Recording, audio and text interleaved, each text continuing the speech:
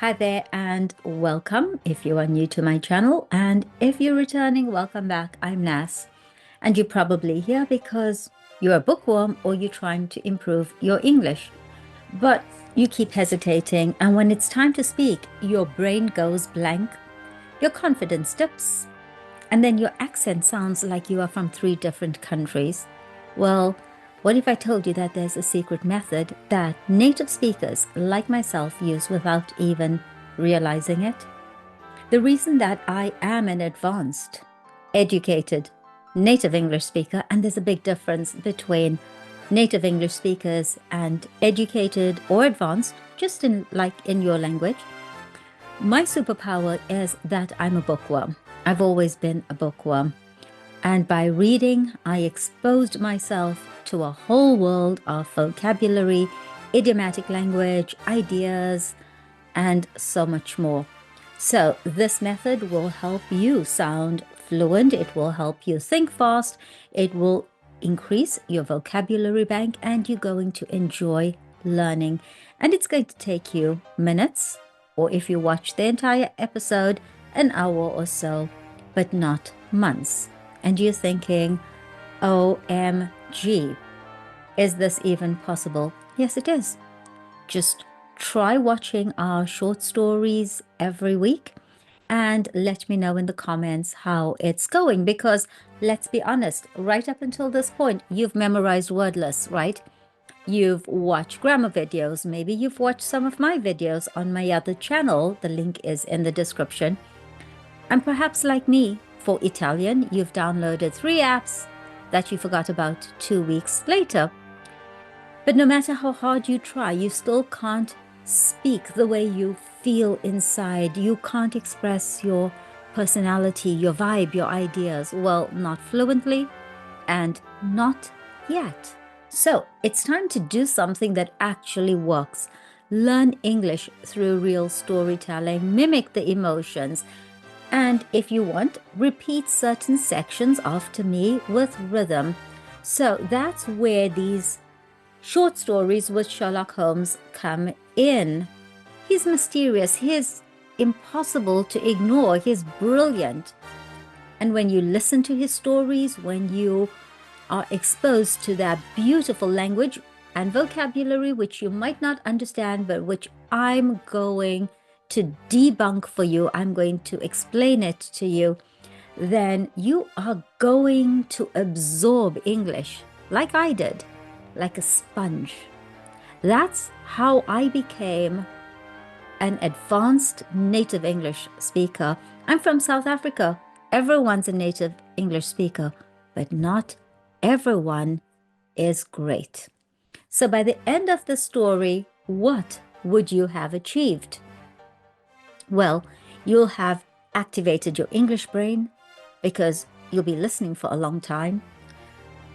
You'll activate natural phrasing and rhythm, better sentence structure because the stories are written really, really well, vocabulary that you'll never forget, and your confidence, the confidence to finally speak fluently. You'll sound fluent when you speak. So if you're ready, let's dive into today's episode. The Adventure of the Retired Colourman.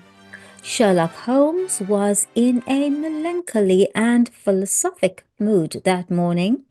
His alert, practical nature was subject to such reactions. "Did you see him?" he asked. "You mean the old fellow who has just gone out?" "Precisely. Yes, I met him at the door." "What did you think of him?" "A pathetic, futile, broken creature." "Exactly, Watson. Pathetic and futile. But is not all life pathetic and futile? Is not his story a microcosm of the whole? We reach, we grasp, and what is left in our hands at the end? A shadow, or worse than a shadow, misery." "Is he one of our clients?" "Well, I suppose I may call him so. He has been sent on by the Yard, Scotland Yard." Just as medical men occasionally send their incurables to a quack. So a quack would be a psychiatrist. They argue that they can do nothing more and that whatever happens, the patient can be no worse than he is now. What is the matter? Holmes took a rather soiled card from the table. Soiled, dirty, not very clean. Josiah Amberley. He says he was junior partner of Brickfall and Amberley, who are manufacturers of artistic materials. You will see their names upon paint boxes. He made his little pile. He made some money. He made his fortune, his little fortune, pile of money. Retired from business at the age of 61, bought a house at Lewisham, and settled down to rest after a life of ceaseless grind. A life of ceaseless grind, work, ceaseless grind, hard work, burning the midnight oil, burning the candle at both ends. One would assume his future was tolerably assured. One would assume that his future was set. Yes, indeed. Holmes glanced over some notes which he had scribbled upon the back of an envelope. Retired in 1896, Watson. Early in 1897, he married a woman 20 years younger than himself, a good-looking woman too, if the photograph does not flatter. So if she looks anything like her photograph, she was a good-looking woman. A competence, a wife, leisure. It seemed a straight road which lay before him. And yet within 2 years he is, as you have seen, as broken and miserable a creature as crawls beneath the sun. So it would have seemed that his life was all set. He had money, he had a wife, and now he's miserable. But what has happened? The old story, Watson. A treacherous friend and a fickle wife. It would appear that Amberley has one hobby in life, and it is chess. Not far from him, at Lewisham, there lives a young doctor who is also a chess player. I have noted his name as Dr. Ray Ernest. Ernest was frequently in the house, and an intimacy between him and Mrs. Amberley was a natural sequence. For you must admit that our unfortunate client has few outward graces, whatever his inner virtues may be.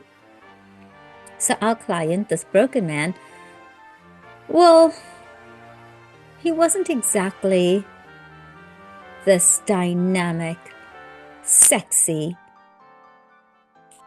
impressive man, okay?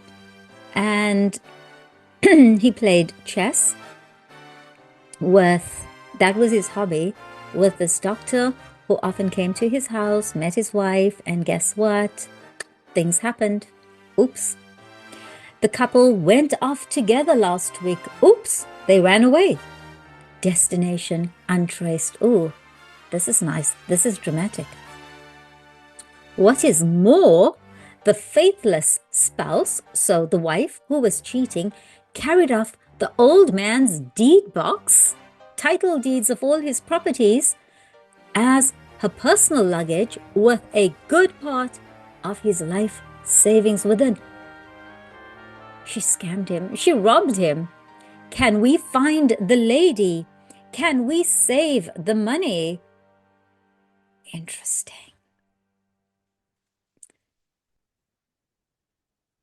A commonplace problem so far as it has developed, and yet a vital one for Josiah Amberley. What will you do about it? Well, the immediate question, my dear Watson, happens to be, what will you do if you will be good enough to understudy me? Now, understudy comes from the theater. So you've got the main actor or actress, and there's an understudy, someone who would step in if the main actor, actress got sick, lost their voice, especially in the theater because it wasn't recorded. So an understudy. So if you understudy me, a person who learns another's role in order to be able to act at short notice in their absence. You know that I am preoccupied with this case of the two Coptic patriarchs, which should come to a head today. So if it comes to a head, it kind of reaches an end. I really have not time to go out to Lewisham, and yet evidence taken on the spot has a special value. The old fellow was quite insistent that I should go, but I explained my difficulty, my predicament. I've got another case going on. He is prepared to meet a representative. You, Watson, my understudy. By all means, I answered. I confess I don't see that I can be of much service, but I am willing to do my best. And so it was that on a summer afternoon I set forth to Lewisham, little dreaming that within a week the affair in which I was engaging, in which I was involved, would be the eager debate of all London. This case, this story is about to blow up.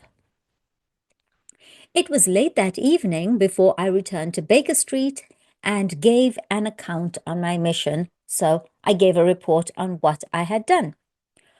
Holmes lay with his gaunt figure stretched in his deep chair, his pipe curling forth slow wreaths of acrid tobacco, while his eyelids drooped over his eyes so lazily that he might almost have been asleep, were it not that any halt or questionable passage of my narrative they half lifted, and two grey eyes, as bright and keen as rapiers, swords, rapiers, transfixed me with their searching glance.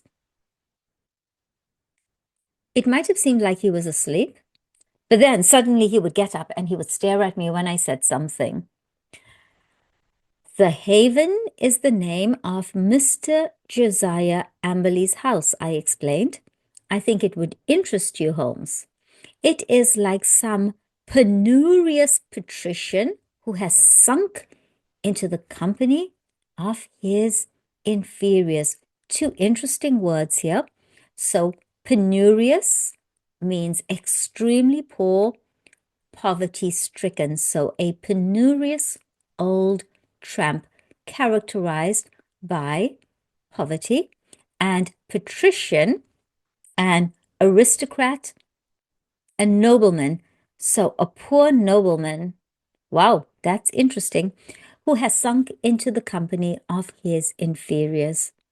You know that particular quarter, so that quarter means that area.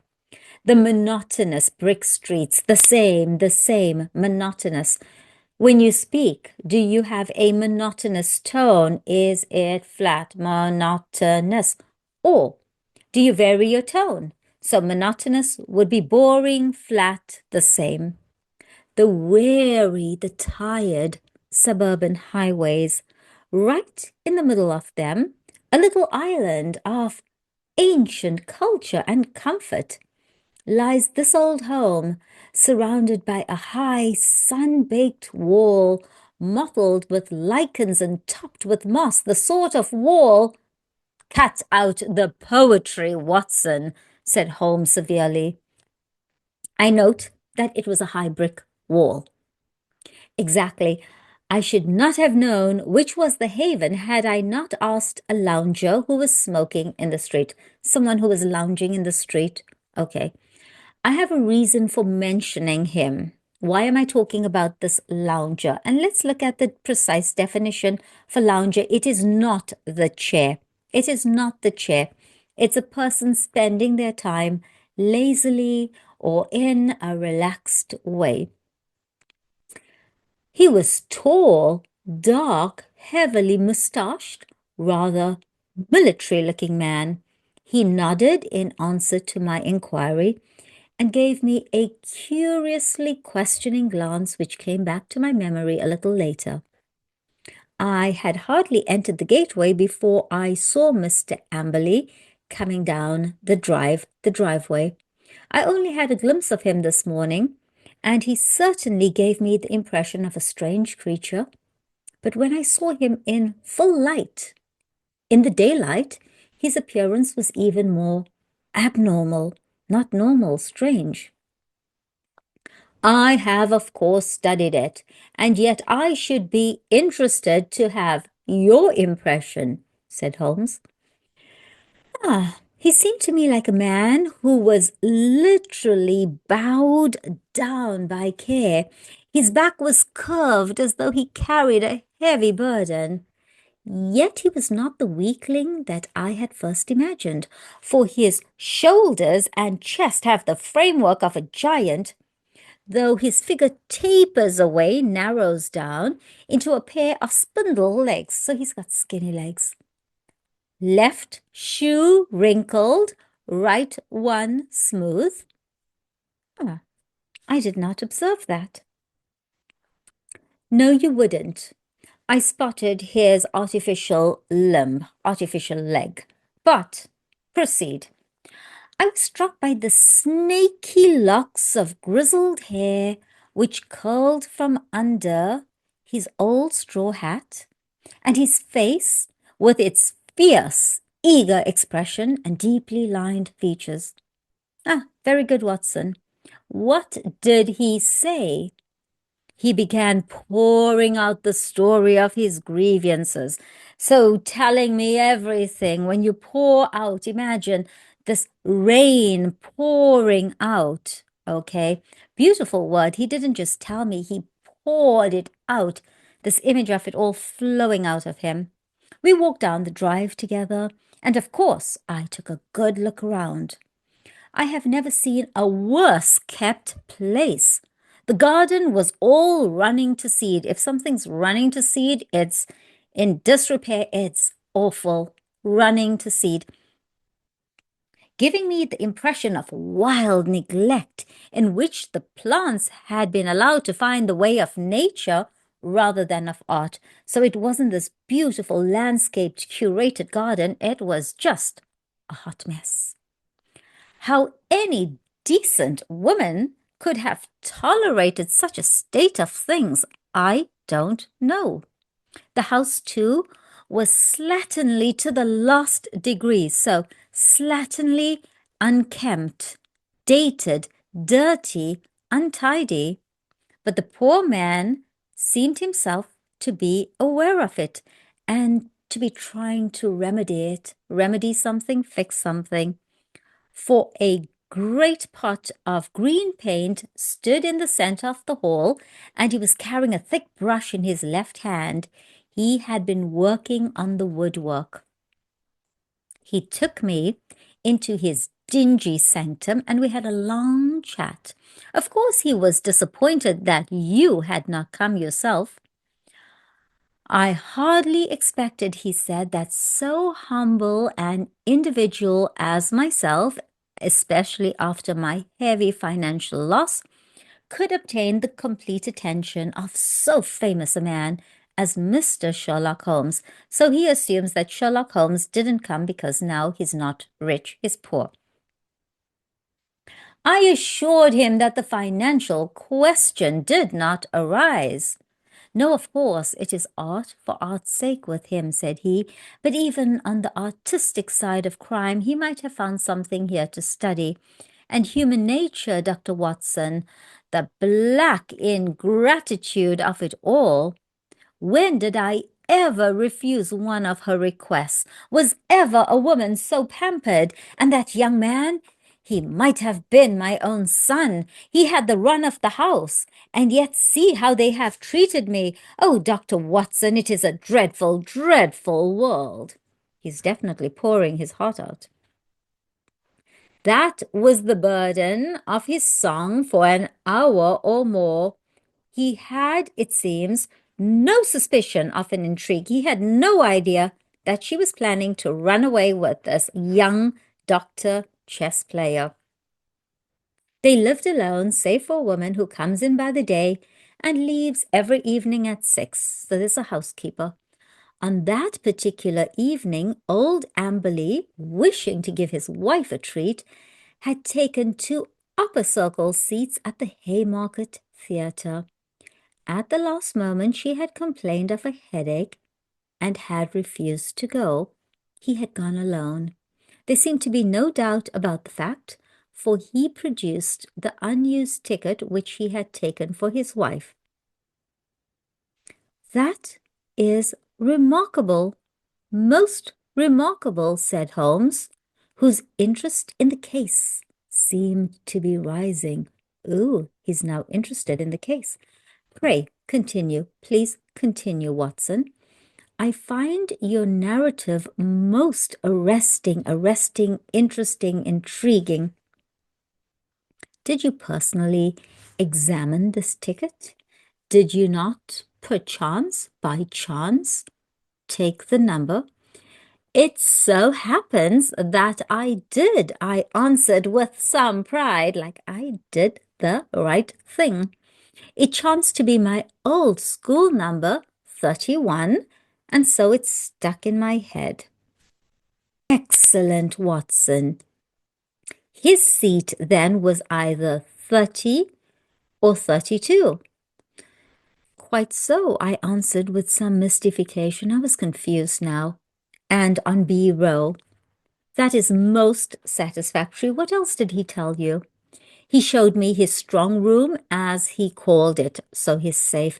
But it really is a strong room, like a walk-in safe, like a bank, with iron door and shutter. Burglar-proof, he claimed. However, this woman seems to have had, a duplicate key, a second key, a copy. And between them, they had carried off some £7,000 worth of cash and securities." So securities would have been bonds or stocks. "Securities? How could they dispose of those?" He said that he had given the police a list and that he hoped they would be unsaleable. He had got back from the theatre about midnight and found the place plundered, the door and window open, and the fugitives gone. So now his wife is a fugitive running from the law. There was no letter or message, nor has he heard a word since.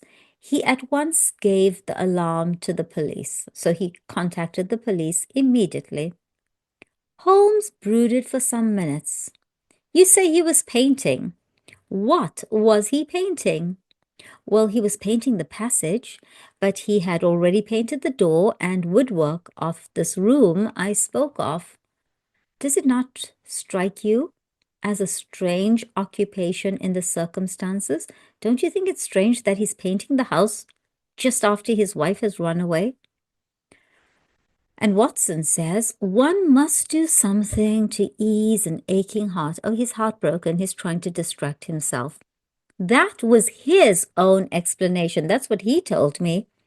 It was eccentric, no doubt, but he is clearly an eccentric man. So eccentric is unconventional, slightly strange. He tore up one of his wife's photographs in my presence, tore it up furiously in a tempest of passion. And a tempest would be like a storm. Let's check. Yes, a violent, windy storm. "I never wish to see her damned face again," he shrieked. "Anything more, Watson?" "Yes, one thing which struck me more than anything else. I had driven to the Blackheath station and had caught my train there when, just as I was starting, I saw a man dart into the carriage next to my own. You know that I have a quick eye for faces, Holmes, so I notice people and I remember faces. It was undoubtedly the tall, dark man whom I had spoken to in the street. I saw him once more at London Bridge, and then I lost him in the crowd. But I am convinced that he was following me. No doubt, no doubt, said Holmes. A tall, dark, heavily moustached man, you say, with grey tinted sunglasses? Hmm? Holmes, you are a wizard. I did not say so, but he had grey tinted sunglasses. How did Holmes know this? What are your thoughts? What are your predictions? Put it in the comments below. And a Masonic tie-pin? Holmes! Quite simple, my dear Watson. But let us get down to what is practical. I must admit to you that the case, which seemed to me to be so absurdly simple as to be hardly worth my notice, is rapidly assuming a very different aspect. At first I thought it was so basic, it wasn't worth my time. Ouch! So I sent you. Oops, okay. But now I'm intrigued. It is true that, though in your mission you have missed everything of importance, yet even those things which have obtruded themselves upon your notice give rise to serious thought. You didn't notice anything, Watson. What have I missed? Let's find out. Don't be hurt, my dear fellow. You know that I am quite impersonal. Well, yes, he's quite blunt. That would be the word. He's quite blunt. No one else would have done better. Some possibly not so well, but clearly you have missed some vital points. What is the opinion of the neighbors about this man Amberley and his wife? That surely is of importance. What of Dr. Ernest? Was he the gay Lothario one would expect? With your natural advantages, Watson, every lady is your helper and accomplice. What about the girl at the post office or the wife of the greengrocer? I can picture you whispering soft nothings with the young lady at the Blue Anchor and receiving hard somethings in exchange. All this you have left undone. Really, Watson, you could have charmed the woman. You could have gotten them to talk, to spill secrets about the wife, about the lover. And you didn't? And Watson says, it can still be done. And Holmes says, it has been done, thanks to the telephone and the help of the Yard, Scotland Yard.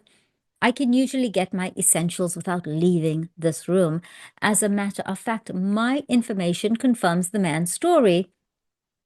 He has the local reputation of being a miser as well as a harsh and exacting husband. So exacting, demanding, very demanding. That he had a large sum of money in that strong room of his is uncertain. So also is it that young Dr. Ernest, an unmarried man, played chess with Amberley and probably played the fool with his wife, had an affair with his wife. All this seems plain sailing, and one would think that there was more to be said. And yet, where lies the difficulty? In my imagination, perhaps. Well, leave it there, Watson. Let us escape from this weary workday world by the side door of music. Karina sings tonight at the Albert Hall, and we have time to dress, dine, and enjoy. Let's stop talking about this case. Let's go out for a night on the town. Let's go to the theatre. In the morning, I was up betimes, but some toast crumbs and 2 empty eggshells told me that my companion was earlier still. So I woke up early, but the evidence of breakfast told me that my companion was up earlier still. I found a scribbled note upon the table. Dear Watson, there are 1 or 2 points of contact which I should wish to establish with Mr. Josiah Amberley. When I have done so, we can dismiss the case or not. I would only ask you to be on hand about 3 o'clock, as I conceive it possible that I may want you S.H. I saw nothing of Holmes all day. I didn't see him all day, but at the hour named, he returned, grave, serious, preoccupied, thinking about something else, aloof, distant. At such times, it was wiser to leave him to himself. Has Amberley been here yet? No. Ah, I am expecting him. He was not disappointed, for presently the old fellow arrived with a very worried and puzzled expression upon his austere face. Austere is when you have nothing, so strict in manner, rigid, puritanical, no comforts, no luxuries, almost like a prison feeling, like when you have nothing. I've had a telegram, Mr. Holmes. I can make nothing of it. I don't understand it. He handed it over, and Holmes read it aloud. Come at once without fail. Can give you information as to your recent loss. Elman, the vicarage. Dispatched at 2:10 from Little Purlington, said Holmes. Little Purlington is in Essex, I believe, not far from Frenton. Well, of course you will start at once. This is evidently from a responsible person, the vicar of the place. Where is my Crockford? Yes, here we have him. J.C. Elman, M.A., living off Mossmore, come Little Purlington. Look up the trains, Watson. Check the train schedule. There is one at 5:20 from Liverpool Street. Excellent. You had best go with him, Watson. He may need help or advice. Clearly, we have come to a crisis in this affair. A crisis, a time of intense difficulty. But our client seemed by no means eager to start. He didn't seem like he was interested in going. It's perfectly absurd, Mr. Holmes, he said. What can this man possibly know of what has occurred? It is a waste of time and money. He would not have telegraphed to you if he did not know something. Wire at once that you are coming.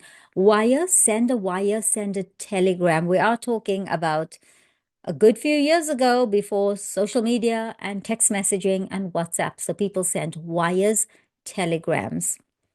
I don't think I shall go. Holmes assumed his sternest aspect. It would make the worst possible impression, both on the police and upon myself, Mr. Amberley, if when so obvious a clue arose, you should refuse to follow it up. We should feel that you were not really in earnest in this investigation. If you don't go, I'm going to be suspicious. The police are going to be suspicious. Here's a clue. There's suddenly a clue, and you refuse to follow the clue? I'm going to think that you're not in earnest, you're not serious. Our client seemed horrified at the suggestion.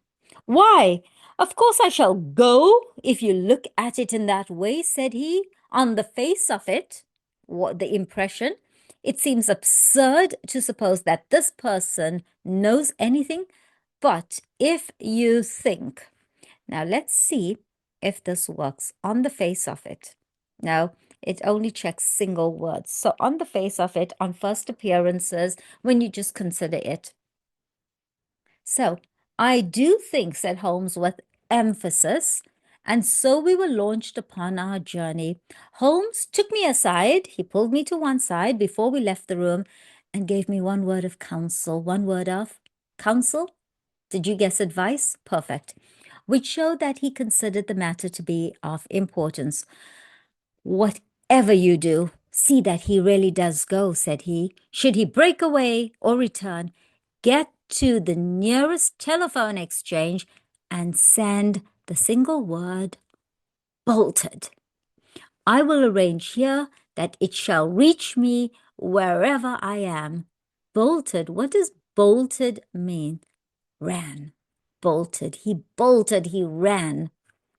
Little Purlington is not an easy place to reach, for it is on a branch line, so it's not on the main train line. My remembrance of the journey is not a pleasant one, for the weather was hot, the train slow, and my companion sullen and silent, hardly talking at all, save to make an occasional sardonic remark as to the futility of our proceedings.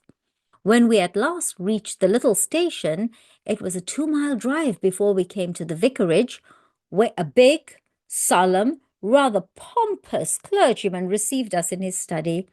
Our telegram lay before him. So let's just look at some vocab here. Sullen, sulky, sullen, pout. Sardonic remark, mocking, cynical.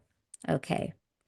Well, gentlemen, he asked, what can I do for you? We came, I explained, in answer to your wire. My wire? I sent no wire. Who do you think sent the wire or the telegram if it wasn't the vicar? I mean, the wire which you sent to Mr. Josiah Amberley about his wife and his money. If this is a joke, sir, it is a very questionable one. It's not a funny joke, said the vicar angrily. Do you know any synonyms for angry? Pop it in the comments below.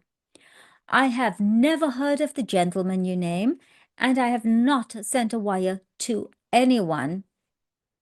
Who sent the wire? If you think it was Sherlock Holmes, just type SH in the comments below. Our client and I looked at each other in amazement. Perhaps there's some mistake, said I. Are there perhaps two vicarages? Here is the wire itself, signed Alman and dated from the vicarage. Like, here's the proof. There is only one vicarage, sir, and only one vicar, and this wire is a scandalous forgery, the origin of which shall certainly be investigated by the police. Meanwhile, I can see no possible object in prolonging this interview. So a forgery is a copy. Making a copy of something, an imitation of a document, of a signature, a banknote, a work of art, forgery. And I can see no possible object. I can't see any reason to continue this interview.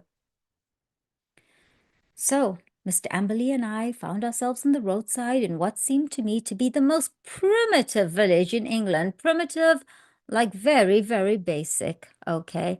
So very early in the development of something. We often say primitive animals. We went to the telegraph office, but it was already closed. There was a telephone, however, at the little railway arms, and by it I got into touch with Holmes, who shared in our amazement at the result of our journey. Most singular, said the distant voice, distant because he's far away. So singular, strange, unique, remarkable, strange, so many different definitions. Let's look at the context. Most singular, most strange is what I would say. Most remarkable. I much fear, my dear Watson, that there is no return train tonight. I have unwittingly, I didn't plan it, condemned you to the horrors of a country inn. He loves to exaggerate. You condemn someone to death, the gallows, lifetime imprisonment. Here he's just telling him to stay one night at the inn, but he's so dramatic. I kind of like that about him. However, there's always nature, Watson. Nature and Josiah Amberley, you can be in close commune with both. So we often use this close commune with nature. That means you're interacting with nature, commune. And I heard his dry chuckle as he turned away. Okay, so commune. No, not the group of people. We're looking for the verb. And they don't have the verb here. Interesting, they just have the nouns. Let's see if there's a full definition. Commune, there's the verb. To share one's intimate thoughts or feelings with someone, to feel in close contact with. So this is the one I'm looking for, in close contact with nature. And now you guys can see why I love my Kindle so much. It's so easy to get definitions, but you really do need to sift through everything to find what's right. It was soon apparent to me that my companion's reputation as a miser was not undeserved. So this man is not spending any money. He had grumbled. That's such a beautiful old kind of British English word, grumble. I remember my grandmother using it, and she'd say someone was grumbling. And if you're grumbling, you're complaining. He had grumbled at the expense of the journey, had insisted upon traveling third class, and was now clamorous, loud clamor in his objections at the hotel bill. Oh dear, he really is a miser. Next morning, when we did at last arrive in London, it is hard to say which of us was in the worst humor, in bad humor, in a bad mood. You had best take Baker Street as we pass, said I. Mr. Holmes may have some fresh instructions. So even Watson was angry and annoyed. If they are not worth more than the last ones, they are not of much use, said Amberley, with a malevolent scowl. I like this word. Malevolent, evil, the glint of dark, malevolent eyes. So wanting to do harm to others, malevolent. Nonetheless, he kept me company. He went with me. I had already warned Holmes by telegram of the hour of our arrival, but we found a message waiting that he was at Lewisham and would expect us there. That was a surprise, but an even greater one was to find that he was not alone in the sitting room of our client. A stern-looking, impassive man sat beside him, a dark man with grey-tinted glasses and a large Masonic pin projecting from his tie. This is my friend Mr. Baker, said Holmes. He has been interesting himself also in your business, Mr. Josiah Amberley, though we have been working independently. But we both have the same question to ask you. Who do you think this man is? Let me know your predictions in the comments below. Mr. Amberley sat down heavily. He sensed impending danger. I read it in his straining eyes and his twitching features. What is the question, Mr. Holmes? Only this. What did you do with the bodies? Huh? What? OMG, the bodies? Do you think he killed his wife? And the doctor? Do you think he killed them? Comment yes or no in the comments below. And if you think that he killed them, what do you think he did with the bodies? And do you know any idioms or idiomatic language for death? Kick the bucket? Pushing up daisies? Any others? Please share in the comments. The man sprang to his feet with a hoarse scream. He clawed into the air with his bony hands. His mouth was open, and for the instant he looked like some horrible bird of prey. In a flash, we got a glimpse of the real Josiah Amberley, a misshapen demon with a soul as distorted as his body. As he fell back into his chair, he clapped his hands to his lips as if to stifle a cough. Holmes sprang at his throat like a tiger and twisted his face towards the ground. A white pellet fell from between his gasping lips. What do you think he was trying to do? Was that a cyanide capsule or tablet? No shortcuts, Josiah Amberley. Things must be done decently and in order. What about it, Barker? Ah, so he was trying to kill himself so he could avoid the questions. Am I getting that right? Let's see. I have a cab at the door, said our taciturn companion. Taciturn, reserved, uncommunicative. It is only a few 100 yards to the station. We will go together. You can stay here, Watson. I shall be back within half an hour. The old Colourman had the strength of a lion in that great trunk of his, but he was helpless in the hands of two experienced manhandlers. So what does Colourman mean? I have no idea. I'm going to check it and put it in the description below or in the comments below. So, this man, wriggling and twisting, he was dragged to the waiting cab, and I was left to my solitary vigil. Vigil is a watch in the ill-omened house. So I was left to watch the house. And why is it ill-omened house? Because you get the feeling that someone or some people were killed here in less time than he had named. However, Holmes was back in company with a smart young police inspector. I've left Barker to look after the formalities, said Holmes. You had not met Barker, Watson. He is my hated rival upon the Surrey shore. When you said a tall, dark man, it was not difficult for me to complete the picture.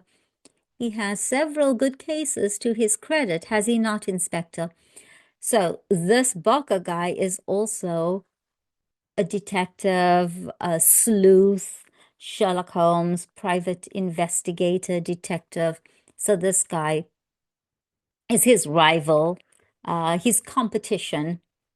He has certainly interfered several times, the inspector answered with reserve. He's not saying too much.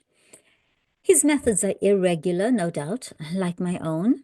The irregulars are useful sometimes, you know. You, for example, with your compulsory warning about whatever he said being used against him, could never have bluffed this rascal into what is virtually a confession.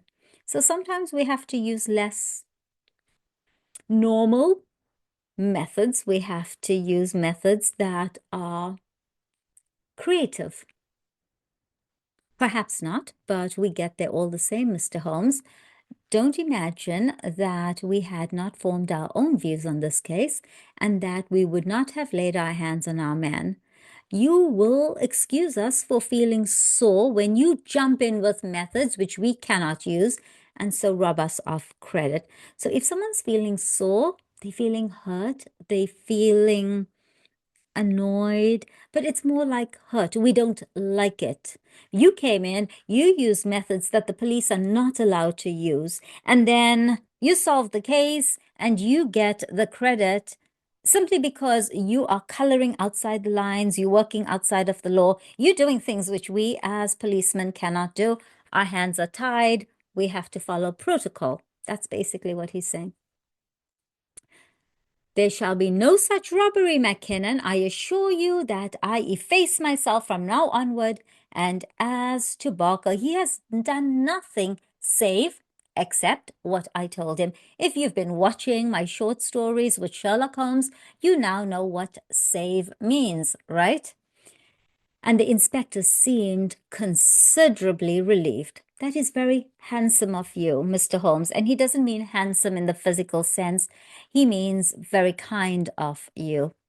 Okay, so handsome, yes, is good looking.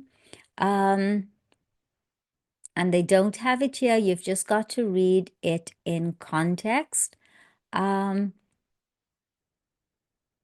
It's not about the physical aspect of being good looking. It's being kind, good of you. Praise or blame can matter little to you, but it is very different to us when the newspapers begin to ask questions. So, you know, it's not important to you when, you know, you get the credit and it looks like the police were doing nothing. But for us, it's pretty bad, especially when the newspapers vilify us and they say we're useless, right? And then Holmes says, quite so. But they are pretty sure to ask questions anyhow, so it would be as well to have answers. They're going to ask questions, you need the answers. What will you say, for example, when the intelligent and enterprising reporter asks you what the exact points were which aroused your suspicion and finally gave you a certain conviction as to the real facts? The inspector looked puzzled. We don't seem to have got any real facts yet, Mr. Holmes. You say that the prisoner, in the presence of three witnesses, practically confessed by trying to commit suicide. That was the thing in his mouth. That he had murdered his wife and her lover. What other facts have you? Have you arranged for a search? There are 3 constables on their way. Then you will get the clearest fact of all. The bodies cannot be far away. Try the cellars and the garden. It should not take long to dig up the likely places. This whole house is older than the water pipes. There must be a disused well somewhere. Try your luck there. But how did you know of it, and how was it done? I'll show you first how it was done, and then I will give you the explanation which is due to you, and even more to my long-suffering friend here, Watson, who has been invaluable throughout. But first, I would give you an insight into this man's mentality.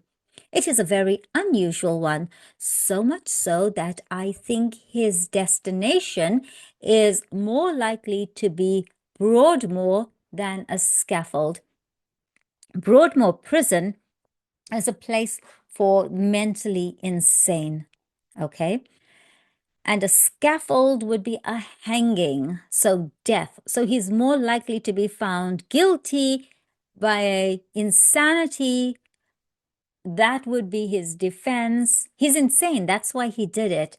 And so he's probably going to end up in a mental institution, Broadmoor Prison, rather than the scaffold. The scaffold would be the hanging.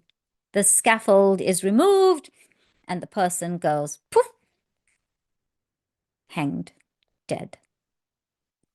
He has, to a high degree, the sort of mind which one associates with the medieval Italian nature rather than the modern Brighton. He was a miserable miser who made his wife so wretched by his niggardly ways that she was a ready prey for any adventurer. So, he was a miserable miser. He refused to spend money. His wife was wretched, so unhappy. His niggardly ways, again, we're talking about ungenerous ways, not spending money. And she was ready prey for any adventurer. You know, she would have fallen for any man who showed up because her life was so miserable. Such a one came upon the scene in the person of this chess-playing doctor. Amberley excelled at chess. One Mark Watson of a scheming mind. Do you play chess? I only learned during COVID lockdown, and I'm pretty good at it. So does that mean that I have a scheming mind? Anyway, like all misers, misers are people who don't like to spend and don't like to share. He was a jealous man, and his jealousy became a frantic mania. So mania is manic, right? So mental illness. So there's this great excitement, euphoria, delusions, overactivity, and then we have the downside.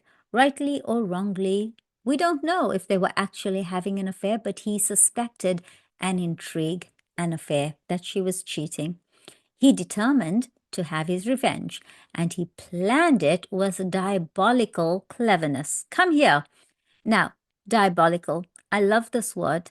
I really love this word. It comes from the Latin root word diablo. So what do you think diabolical means? Diablo is the devil. So is it a good thing or bad thing? Diabolical, it's evil, characteristic of the devil. The devil, cunning, disgracefully bad, unpleasant. Holmes led us along the passage with as much certainty as if he lived in the house and halted at the open door of the strong room. Poof, what an awful smell of paint, cried the inspector. That was our first clue, said Holmes. You can thank Dr. Watson's observation for that, though he failed to draw the inference. So Dr. Watson noticed the paint, but he didn't realize why the man was painting. It set my foot upon the trail, but it was a clue that sent me on this trail, on this investigation. Why should this man at such a time be filling his house with strong odors? So he's trying to mask the smell of something else. Obviously to cover some other smell which he wished to conceal, some guilty smell which would suggest suspicions. Rotting bodies. Then came the idea of a room such as you see here, with iron door and shutter, a hermetically sealed room, complete, airtight, insulated. Okay, and it comes from Hermetic Society, so one that's secluded, maybe from hermit, perhaps from hermit, insulated, secluded. Do you know what a hermit is? If you do, let me know in the comments. By the way, if you'd like, I'm going to create a little quiz about Sherlock Holmes with some of the amazing vocabulary that's come up. If you'd like that, do let me know in the comments. So put those two facts together, and whither do they lead? I could only determine that by examining the house myself. I was already certain that the case was serious, for I had examined the box office chart at the Haymarket Theatre, another of Dr. Watson's bullseyes, so Dr. Watson noticed this, and ascertained that neither B30 nor 32 of the upper circle had been occupied that night. So his wife was in the middle. He had to be on either side. He wasn't in either seat. Therefore, Amberley had not been to the theater, and his alibi fell to the ground. His alibi did not hold up. It fell to the ground. His alibi did not, how shall I put this? It did not make sense. His alibi was false. It didn't support what he was saying. It didn't excuse him. So his alibi did not support him. In fact, it did the opposite. So if it falls to the ground, your alibi is not supporting you. He made a bad slip when he allowed my astute friend Watson to notice the number of the seat taken for his wife. The question now arose how I might be able to examine the house. I sent an agent to the most impossible village I could think of, and summoned my man to it at such an hour that he could not possibly get back. So I set this whole thing up. I sent them to this vicarage in the middle of nowhere, and I knew they wouldn't be able to get a train back, so I had time to examine the house. To prevent any miscarriage, Dr. Watson accompanied him. The good vicar's name I took, of course, out of my Crockford. Do I make it all clear to you? It is masterly, said the inspector in an awed voice. Awed, he's impressed. There being no fear of interruption, no one was going to disturb me because they were in this village. I proceeded to burgle the house. I broke into the house. Burglary has always been an alternative profession had I cared to adopt it. I'm really good at burglary, and I have little doubt that I should have come to the front. I'm a really good burglar. Observe what I found. You see the gas pipe along the skirting here? Very good. It rises in the angle of the wall, and there is a tap here in the corner. The pipe runs out into the strong room, as you can see, and ends in that plaster rose in the center of the ceiling, where it is concealed by the ornamentation. So there's the scroll work on the ceiling. That end is wide open. At any moment, by turning the outside tap, the room could be flooded with gas. With door and shutter closed and the tap full on, I would not give 2 minutes of conscious sensation to anyone shut up in that little chamber. It becomes a death chamber. You turn on the gas and the people would die within 2 minutes. By what devilish device he decoyed them here, how he got the two people to come here. It's a decoy. So a decoy is a false reasoning, okay?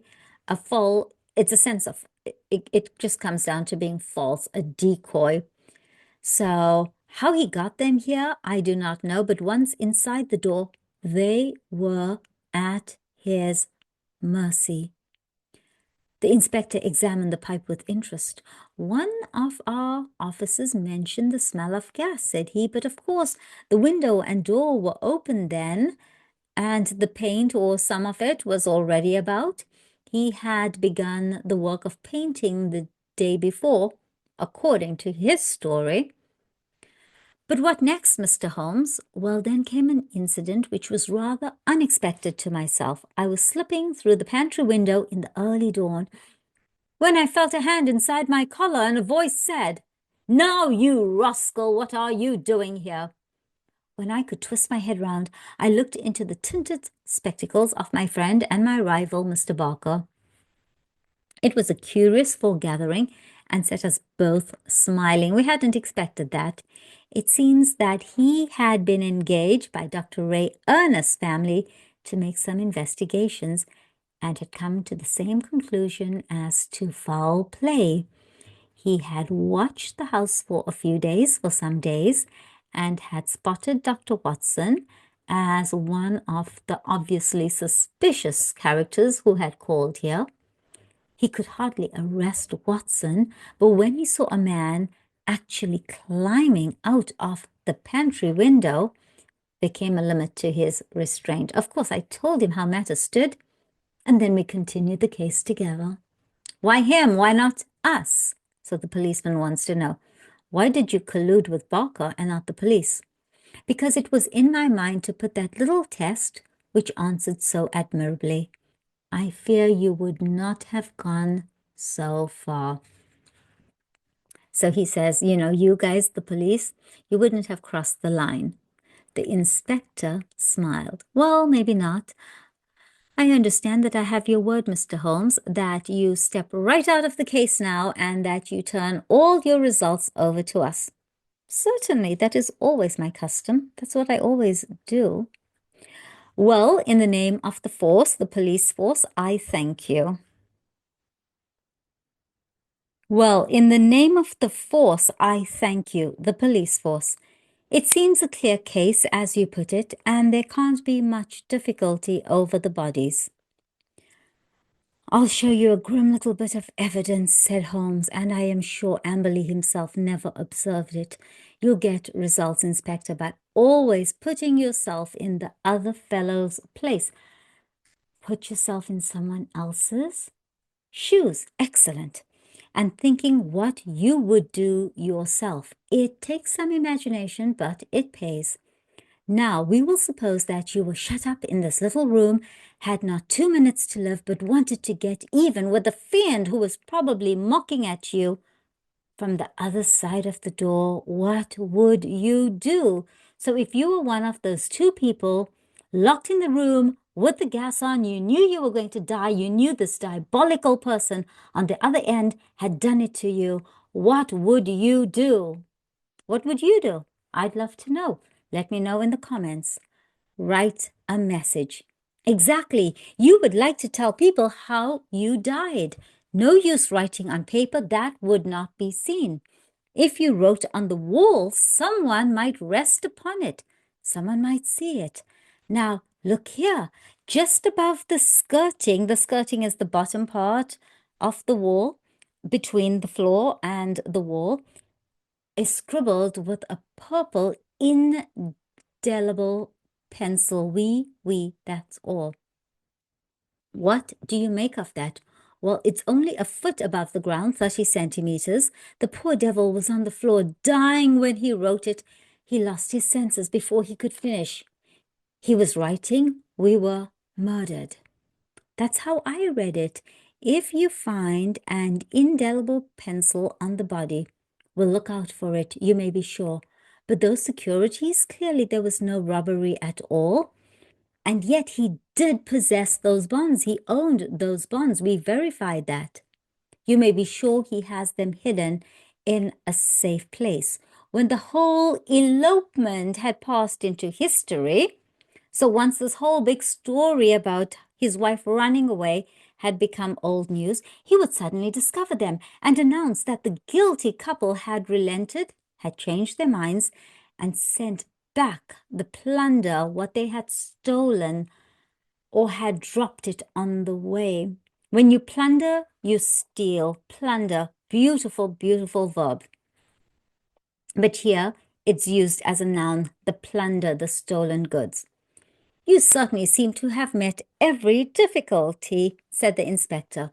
Of course, He was bound to call us in, but why he should have gone to you, I can't understand. Pure swank. Swank is like showing off, to display one's wealth. There it is, knowledge or achievements to impress others. Swank. It's a word I've heard very often when we say someone is showing off, they swanking. Very British English, very South African, swanking. He felt so clever and so sure of himself that he imagined no one could touch him. He would say to any suspicious neighbor, "Look at the steps I have taken. I have consulted not only the police, but even Sherlock Holmes." The inspector laughed. "We must forgive you your even Sherlock Holmes," said he. "It's as workmanlike a job as I can remember." A couple of days later, my friend tossed across to me a copy of the bi-weekly North Surrey Observer newspaper under a series of flaming headlines which began with "The Haven Horror" and ended with "Brilliant Police Investigation." There was a packed column of newsprint, packed column of words, which gave the first consecutive, detailed, in order account of the affair. The concluding paragraph is typical of the whole story. It ran thus: "The remarkable acumen by which Inspector Mackinnon deduced from the smell of paint that some other smell, that of gas, for example, might be concealed, the bold deduction that the strong room might also be the death chamber, and the subsequent inquiry which led to the discovery of the bodies in a disused water well, cleverly concealed by a dog kennel, should live in the history of crime as a standing example of the intelligence of our professional detectives." What a joke. Well, Mackinnon is a good fellow," said Holmes with a tolerant smile. "You can file it in our archives, Watson. Some day the true story be told." And today, the true story was told by me to you. Now, if you enjoyed that reading, please take a moment to like and subscribe. Like I said before, this is a journey. Learning English is a journey, and a person who enjoys the journey is never going to focus on the destination. They're going to take joy and pleasure from each reading, from each book that they read, from each new piece of language that they come across, from each new video that they watch. You know what? Even from watching Netflix. The person who truly falls in love with English, with the language, is going to go so much further than someone who is trying to control it, to dominate it, and to achieve a goal. Passion always takes you further. And on that note, it's Nas Bookworm, and Bookworm is how I became kind of brilliant like Sherlock Holmes. Books gave me the bricks to build fabulous houses. And I remember my English teacher was my principal, who said, "The more bricks you have, the bigger your house. Words are like bricks." So gather the bricks from this story, use them every day, build a mansion. Thanks for joining me. I'm Nas. It is, as always, ciao for now.